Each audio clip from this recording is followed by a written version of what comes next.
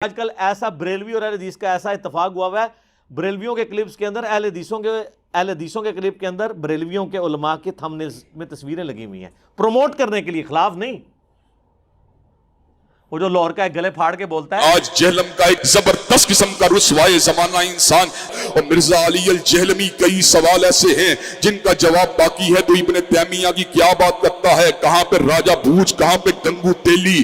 حضرات گرامی کا تیری اوقات کیا ہے، تیری حیثیت کیا ہے، تیرا مقام اور منصب، تیرا مرتبہ کیا ہے۔ ہر ابن تیمیہ سے محبت کرنے والا تیرے وجود کے پر تھوکے گا، تیرے کردار پہ تھوکے گا، تیری سیرت پہ تھوکے گا، تیرے نسب العین پہ تھوکے گا، تیرے نظریے پہ تھوکے گا۔ حضرات گرامی قدر جھوٹا ہے، یہ کذاب ہے، یہ مکار ہے، یہ دجال ہے، لوگوں کو اپنے دام تصویر میں پھنسانا چاہتا ہے، لوگوں کو سیدنا امیر معاویہ کی ذات اقدس سے برگشتہ کرنا چاہتا ہے۔ حضرات گرامی قدر دیکھ لیجئے، میں آپ کو لا وجہ البصیرت یہ بات کہتا ہوں، مرزا کل بھی ذلیل تھا، مرزا آج بھی ذلیل ہے، اور انشاءاللہ مرتے دم تک یہ ذلیل و رسوا ہی رہے گا۔ اس نے بھی تازہ ایک کلپ اپلوڈ کیا ہے، اس میں اس نے خادم رضوی صاحب کے ساتھ تصویر لگائی ہوئی ہے۔ تو یار آپ اتنا تو مجھے کریڈٹ دیں، میں نے اتحاد امت کروا دیا ہے، میکڈونلڈ اور KFC کو ایک جگہ پہ جمع کر دیا، یعنی بریلوی اور دیوبندی کو۔ یہ تو آپ البیک والوں کو کم از کم کریڈٹ دیں، اور سارے اپنا کام چھوڑ کے نا ادھر، ان کو یہ پتا چل گیا کہ بھائی اے نا اسلامک سٹیٹ، اے مسلمز دی امپائر کھڑی ہو رہی ہے، بھائی رومن امپائر تے پرشین امپائر گئی، اور پریکٹیکلی جا چکی اللہ کے فضل سے، ٹھیک ہے نا۔ ہمیں وہ لوگ بھائی جیسے شریف بھائی مشورے دیتے تھے، جناب آپ جا کے نا وہ ایک کراچی میں پروگرام کریں، ایک لاہور میں کریں۔ میں کہا نہیں بھائی، اسی طرح وہ کہتا نا یہ اپنی بل سے باہر نہیں نکلتا، میں نہیں پائی نکلنا اپنے بل تو باہر۔ بخاری مسلم کی حدیث ہے، قرب قیامت میں ایمان مدینے میں ایسا لوٹ آئے گا جیسے سانپ اپنی حفاظت کے لیے بل میں لوٹ آتا ہے۔ حضور نے ایمان کو بل میں لوٹنے سے تشبیہ دی ہے۔ وہ بعض عیسائیوں نے اس کا مذاق بھی اڑایا کہ بھی تمہارا نبی ایمان کو سانپ کے ساتھ تشبیہ دے کے، کہ نہیں، سانپ کی اس عمل سے تشبیہ دی ہے، سانپ کے ساتھ نہیں، کہ سانپ اپنے آپ کو ایک پروٹیکٹڈ فیل کرتا ہے اپنے بل میں، اس طرح ایمان جس نے بچانا ہوگا نا تو اس کے لیے بل قرب قیامت میں مکہ مدینہ ہوگا۔ تو ہماری یہ جو دار ارقم ہے نا اکیڈمی، دار ارقم ہم اس لیے کہتے ہیں کہ یہ لوگ نبی الاسلام کو مکہ شریف نہیں جانے دیتے تھے، انہی کے باوجدات ہیں نا، تو یہ ہمیں مسجدوں میں نہیں جانے دیتے، ہم نے اپنا دار ارقم کھول لیا۔ نبی الاسلام بھی دار ارقم میں تبلیغ کرتے تھے۔ تو یہ دار ارقم جو ہے نا، یہ بیسیکلی آپ اسے اصحاب کہف کا غار کہہ لیں، جسے ہم ولید بھائی کہتے ہیں، یا کچھ بھی کہہ لیں، ہم اپنا ایمان بچا کے ادھر بیٹھے ہوئے، ٹھیک ہے جی۔ تو یہ اسامہ بھائی ہمیں مشورے دیتے تھے کہ جناب آپ لاہور میں کریں۔ میں نے کہا نہ بھائی نہ، ضرورت ہی نہیں ہے، چپ کر کے کھڈ میں بیٹھو، اور لاہور میں کسی حال میں نہیں، لاہور میں جتنے ان کے فرقوں کے لوگ آباد ہیں، ان کے گھروں میں، ان کی بیٹھکوں میں گھس کے ان کے بچوں کے موبائلوں میں چلے جاؤ، جب وہ اکیلے بیٹھ کے چھپ کر کے ہماری ویڈیوز دیکھ رہے ہوں اور ان کے ابا جی کو پتہ بھی نہ ہو۔ یہ کمال ہے، یا لاہور میں الحمرا حال میں لیکچر ڈیلیور کرنا اور اس کی ایک ویڈیو بنا لینا، بعد میں کسی کو پتہ بھی نہیں ہو وہاں پہ ہوا ہو۔ تو اللہ کا فضل ہے کہ یہ پلیٹ فارم دعوت حق، اس کی جو دعوت حق کی طاقت، میں نہیں کہتا ہماری طاقت ہے، وہ اسی پہ ہے کہ ہم نے لوگوں کو کتابوں سے جوڑا ہے، اور ہم ان بابوں کو مانتے ہیں جو کتابوں کو مانتے ہیں۔ جو بابے کتابوں کو نہیں مانتے، واللہ انہوں نے تو عزت یہ ویل کی تھی اسی بنیاد پہ۔ آپ کسی بزرگ کی، عالم دین کی عزت کیوں کرتے ہیں کہ یار اس کو قرآن حدیث کا علم ہے، اور اگر وہ قرآن حدیث کا دشمن ہو، نہ خود پڑھے نہ کسی کو پڑھنے دے، اور الٹا کہے کہ جو ڈائریکٹ پڑھے گا گمراہ ہو جائے گا، وہ عزت کے قابل رہ جائے گا؟ مجھے لوگ اکثر کہتے ہیں جناب جن بزرگوں کے ذریعے آپ تک یہ قرآن و حدیث پہنچے آپ ان کا احترام نہیں کرتے۔ سر میں کرتا ہوں، میں ان بزرگان دین کا بھی احترام کرتا ہوں، میں ان انگریزوں کا بھی احترام کرتا ہوں جن کے پرنٹنگ پریس پہ اتنی کلرڈ بک دارالاسلام نے چھاپی ہے، اگرچہ میں ان انگریزوں کو رحمت اللہ علیہ نہیں کہہ سکتا کیونکہ وہ کفر پہ مرے ہیں۔ آپ کو اس لیے نہیں کہہ سکتا کہ آپ کے بزرگوں میں اکثر گستاخانہ عبارتیں ہیں۔ تو صرف بزرگوں کا نام نہ لیں کہ کتابیں انہوں نے بچائی ہیں، نہ، آپ کے بزرگوں پہ ہوتا تو 8-10 ہی بخاری کے نسخے ہوتے۔ یہ تو انگریز کا کمال ہے، اس نے پرنٹنگ پریس آپ کو دی ہے تو آج گھر گھر میں بخاری موجود ہے۔ یہ انگریز کا کمال ہے کہ یوٹیوب دی ہے، اور جناب اپلیکیشنز اسلام 360 یا مکتبۃ الشاملہ بنے ہیں، ایزی قرآن و حدیث بنے ہیں۔ اس میں آپ کے بزرگ کا کیا کمال ہے؟ وہ تو ایک گھڑی نہیں بنا سکے جس میں آپ نماز کا ٹائم سیٹ کر سکیں۔ تو اب آپ اس طرح کریں، انگریزوں کی عزت کرنا شروع کر دیں، ان کے آگے اونچا سانس لینا چھوڑ دیں، ان کا احترام شروع کر دیں، کیونکہ انہوں نے دین آپ تک پہنچایا نا، کنٹریبیوشن ہے۔ تو کیا کہیں گے؟ نہیں یار، جب ان کے عقیدے کتابوں کے مطابق نہیں، بے شک انہوں نے خدمت کی ہے، تو یہ تو آپ کو کہہ رہے ہیں۔ اور اگر آپ کے قرآن و حدیث سے ثبوت تو سن لیں، بخاری مسلم دونوں میں حدیث ہے، نبی علیہ السلام نے فرمایا اللہ تعالیٰ فاسق سے بھی دین کا کام لے سکتا ہے. وہ کہتے ہیں نہیں محمد بن قاسم اگر آل امیہ سے تھا تو اسلام پھر کیسے یہاں پہنچا ہوگا. اگر اس نے، میں کہتا ہوں جی اگر وہ اسلام لے کے بھی آئے تو اس سے اس کی غلط چیزیں غلط ہی رہیں گی. حجاج ابن یوسف نے اگر کوئی اچھا کام کیا ہے، عبد الملک بن مروان نے قبۃ الصخرہ ڈوم آف دا راک یروشلم میں بنوایا ہے، تو ہزاروں صحابہ کو بھی تو قتل کروایا ہے انکلوڈنگ عبداللہ ابن زبیر. تو آپ وہ کام اپنی جگہ، برائی اپنی جگہ. اللہ فاسق سے بھی دین کا کام لے سکتا ہے. اور ان کی مت تو ویسے ہی ختم ہو گئی ہے. سر آپ کے بابوں نے کلمے پڑھائے تھے یا نہیں پڑھائے تھے؟ ڈاکٹر ذاکر نائک حافظہ اللہ تعالیٰ نے سینکڑوں ہندوؤں کو، جن میں ہندوؤں کے پنڈت بھی شامل ہیں، آن کیمرہ کلمہ پڑھایا ہے. تو یہ ہزاروں جو لوگ مسلمان ہوئے ہیں ڈاکٹر ذاکر نائک کے ہاتھ پہ، تو کیا بریلویوں نے ڈاکٹر ذاکر نائک کو جو ہے وہ مان لیا ہے شیخ الہند، غوث وقت؟ کیا کہیں گے؟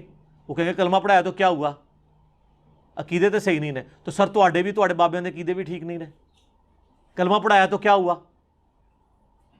جو آپ بات کریں گے، جو آلو آپ ہمیں فٹ کریں گے، آپ کو پتہ نہیں اس سے پہلے آپ کو فٹ ہو رہا ہوگا. تو آپ نے اگر ہماری بات پہ آنا ہے تو آئیں. اسی کو ہم نے عرض کیا کہ مرنے سے پہلے اے مسلمان کر لے اس پہ غور. کتابوں کا خدا اور ہے، بابوں کا خدا اور. کہنے کو تو دین سب کا اسلام ہے، لیکن کتابوں کا جہاں اور ہے، بابوں کا جہاں اور. تو یہ ذہن میں رکھیے گا، جب تک بابے راستے سے نہیں ہٹتے امت کو آپ نہیں جوڑ سکتے. مجھے مولانا اسحاق صاحب سے، طارق جمیل صاحب سے جو بنیادی اختلاف ہے نا، وہ یہی ہے. وہ یہ سمجھتے تھے کہ اپنے اپنے بابے قائم رکھتے ہوئے امت میں اتحاد ہو جائے. نہیں ہو سکتا، کیونکہ بابے تو ایک دوسرے کو مسلمان ہی نہیں سمجھتے. ان کے ماننے والے کیسے ان کو ایک دوسرے کا احترام کر سکتے ہیں؟ جو طارق جمیل صاحب کہتے ہیں اپنا چھوڑو نہ کسی کا چھیڑو نہ، نہیں. ہم کہتے ہیں اس کے الٹ ہے، پہلے اپنے آپ سے دستبردار ہوں اور دوسرے کو بھی چھیڑیں، ہو سکتا ہے کچھ بات اس کی بھی ٹھیک نکل آئے. اور مولانا اسحاق صاحب کیا کہتے تھے؟ احمد زابی رحمۃ اللہ علیہ، اجی تھانوی بھی رحمۃ اللہ علیہ، ٹھیک ہے جی، فلانا بھی رحمۃ اللہ علیہ. اور جب ہم کہتے ہیں یار یہ عقیدوں میں خرابیاں موجود ہیں، وہ کہتے تھے وہ ٹھیک ہے، خدمات بھی ہیں، اس سے امت کو جوڑا جائے. امت کبھی نہیں جوڑے گی، اس لیے کہ وہ دونوں رحمۃ اللہ علیہ ایک دوسرے کو مسلمان نہیں سمجھتے تھے. تو لوگ مولانا اسحاق کی بات مانیں گے یا احمد بریلوی صاحب کی؟ احمد بریلوی صاحب نے حسام الحرمین میں علماء دیوبند کے بارے میں ڈکلیئر کیا ہے کہ یہ مرتد اور واجب القتل ہے، اور اجماع ہے ان کے اوپر. اور وہ عام علماء دیوبند نہیں، اشرف تھانوی، رشید احمد گنگوئی، اسماعیل امبیٹوی. اور کتاب کا نام رکھا حسام الحرمین، حرمین کی تلوار. تو تلوار ظاہر ہے ساروں کے اوپر چلا رہے ہیں. اس کے جواب میں یہ 1905 میں لکھی گئی، 1906 میں لکھی گئی المحند علی المفند، ہند کی تلوار ایک مفند سٹھیائے ہوئے بابے کے اوپر. اور سٹھیائے ہوا بابا انہوں نے احمد بریلوی کو کہا، اور اس میں لکھا انہوں نے کہ احمد بریلوی ان کی پوری جماعت ایک شیطانی لشکر ہے جو ہم پہ حملہ آور ہو گیا. کام بھی ختم. سر بابوں کو چھوڑیں گے تب کتابوں پہ اتفاق ہوگا. کتابوں پہ اتفاق ہو سکتا ہے، بابوں پہ کبھی نہیں ہو سکتا. ہاں ایک شخصیت پہ ہو سکتا ہے، محمد رسول اللہ صلی اللہ علیہ وآلہ وسلم، دیٹس آل. ورنہ یہ آپ قیامت تک لڑتے رہیں گے. اور سر پریکٹیکلی ہم نے یہ اتفاق کروا کے آپ کے سامنے رکھ دیا ہے. ایسا اتفاق کرایا کہ ہماری وجہ سے ہمارے مخالفین نے آپس میں اتفاق کر لیا ہے. اتنا بڑا اتفاق آپ نے دیکھا تھا کہ بریلویوں کے پیج کے اوپر اہل حدیثوں کی ویڈیوز چل رہی ہوں میرے خلاف، اور اہل حدیثوں کے پیج کے اوپر بریلویوں کی ویڈیو چل رہی ہوں میرے خلاف. وہ بریلوی جو کہ امام کعبہ کے پیچھے نماز نہیں ہوتی، اور وہ امام کعبہ کے ماننے والے اہل حدیث جنہوں نے سعودیہ سے فتویٰ نکالا ہوا ہے کہ بریلویوں کے پیچھے نماز نہیں ہوتی. اب ایک دوسرے کا احترام کر رہے ہیں. بلکہ وہ ایک بریلوی نے کلپ چڑھایا، وہ جیسے کوئی ناکام عاشق کسی جنگل میں چلا جائے نا اور وہ شاعری شروع کر دے، اس طرح وہ ایک جنگل میں گیا ہوا ہے اور اس نے سامنے اپنا کیمرہ رکھا ہوا ہے. میں نے کہا پتہ نہیں کیا اس پہ افطار ٹوٹی ہے. اور وہ کہہ رہا ہے کہ کتنا اچھا دور تھا، لوگ اپنی اپنی مسجدوں میں نمازیں پڑھتے تھے، اپنے اپنے علماء سے پوچھا کرتے تھے. مجھے اس وقت تک نہیں پتا کہ یہ آگے کیا کہنے والا ہے. میں نے کہا پتہ نہیں کیا ہو گیا.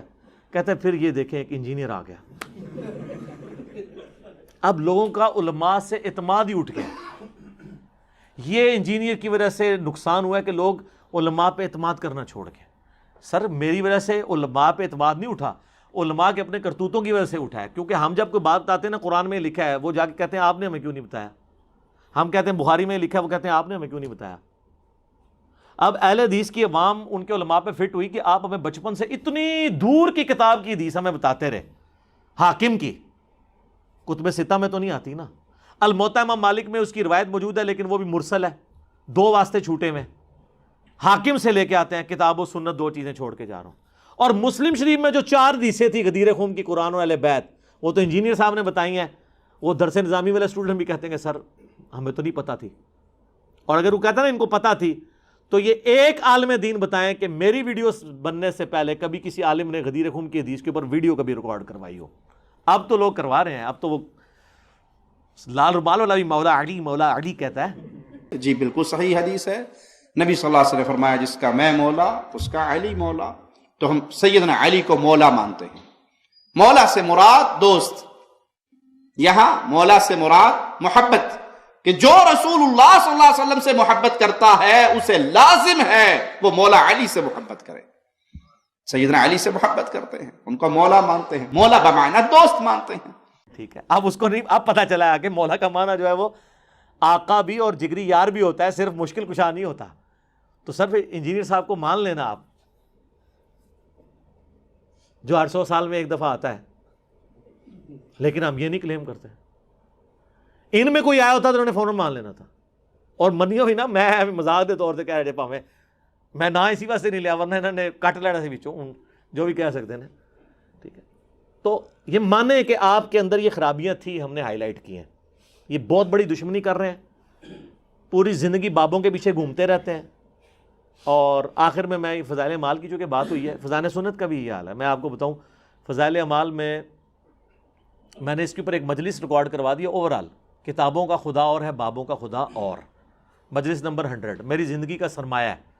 انشاءاللہ تعالیٰ میں اللہ تعالیٰ کو کہہ سکتا ہوں میں نے یہ زندگی میں یہ کام ایسا کیا ہے جو صدیوں میں ایک یونیک کام تھا، جو کسی کی جرت نہیں ہو رہی تھی کرنے کی، کہ لوگوں کو بتایا جائے کتابوں کا خدا اور ہے، بابوں کا خدا اور.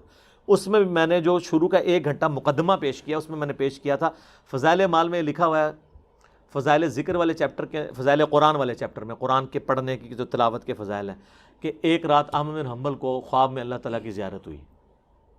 کہانی کا سٹارٹ ہی بلنڈر سے ہو رہا ہے. یہ حضرت موسیٰ علیہ السلام کو خواب میں کیوں نہیں زیارت ہوئی؟ 143 الاعراف آیت نمبر 143 میں اللہ تعالیٰ نے موسیٰ علیہ السلام کہا تو مجھے نہیں دیکھ سکتا، پہاڑ کی طرف دیکھ. ادھر اگر موسیٰ علیہ السلام کو اللہ تعالیٰ کہتا ہے کہ میں نے احمد بن حنبل کو بعد میں زیارت کرانی ہے، خواب والا پیکج منظور ہے، انہوں نے کہنے سے بالکل یا اللہ، جڑا پیکج موسیٰ علیہ السلام کو آفر نہیں ہوا ہے احمد بن حنبل کہانی. یہی امام حنیفہ کے بارے میں انہوں نے مشہور کیا. اماموں کو ہم کریٹیسائز نہیں کر رہے. جب ہم عیسیٰ ابن مریم کے نام پہ شرک جو کھڑا ہوا ہے اس کا مذمت کرتے ہیں تو عیسیٰ ابن مریم کو ہم برا نہیں کہہ رہے، نعوذ باللہ، وہ وجیہن فی الدنیا والآخرہ. تو احمد بن حنبل کہتے ہیں میں نے اللہ سے پوچھا کہ سب سے زیادہ تیرا قرب کیسے حاصل کروں؟ تو کہا قرآن کے ذریعے. تو احمد بن حنبل نے کیا، یا اللہ سمجھ کے یا بغیر سمجھ کے؟ اندازہ کرو، احمد بن حنبل کو تو یہ کہنے کی ضرورت نہیں تھی، ان کو تو عربی آتی تھی. یہ سمجھے کہ احمد بن حنبل کی طرح پنجاب کے کسی قصبے پیدا ہوئے نے، کہ سمجھ کے بغیر سمجھ کے. اور اس سے بڑی بات یہ احمد بن حنبل کو جاہل مانتے ہیں، کیونکہ عالم کو تو عربی آتی ہوتی ہے. انہوں نے سمجھا کہ احمد بن حنبل کوئی مویشی ڈنگر پالنے والا کوئی بندہ ہوگا، تو وہ اس نے آگے سے پوچھ لیا. یا ہو سکتا ہے یہ تعویل کریں کہ انہوں نے اپنے ہاتھ سے نہیں پوچھا سی، تو ہاتھ سے پوچھا سی، چلو جی ایمان. تو اللہ نے کہا کہ چاہے سمجھ کے چاہے بغیر سمجھ کے. تو قرآن کیا اس لیے نازل ہوا ہے کہ بغیر سمجھے؟ پورے قرآن کا مقدمہ یہ ہے کہ قرآن ہم نے نصیحت کی نازل کیا. سورہ محمد میں آتا ہے کیا تمہارے دلوں کے اوپر تالے پڑے ہوئے ہیں، تم قرآن کے اوپر تفکر نہیں کرتے ہو؟ سورہ صاد کے اندر آئی ہم نے کتاب اس لیے نازل کی کہ تاکہ اس کی آیات پر غور کیا جائے اور عقل مند لوگ اس سے نصیحت حاصل کریں. فی البدی بے شمار آیات ہیں، میں نے اس پہ پورا ریسرچ پیپر لکھا ہے، امام الانبیاء کی دعوت قرآن، ریسرچ پیپر نمبر 4، کہ قرآن تو اس لیے نازل ہی نہیں ہوا تھا کہ اس سے مردے بخشوائے جائیں، یہ تو قرآن تعلیم کے لیے نازل ہوا تھا. تو کتنے غیر محسوس طریقے سے انہوں نے قرآن کی نفرت آپ کے دلوں میں ڈالی ہے.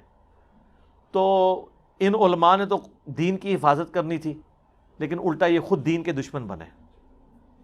ابھی میں نے اور بہت کچھ باتیں کرنی ہیں لیکن ضرورت نہیں ہے. میں نے پچھلے دنوں ایک ویڈیو ریکارڈ کروا دی ہے علماء کے فضائل کے اوپر، علماء سو کے، بلعم بن باعورہ والی.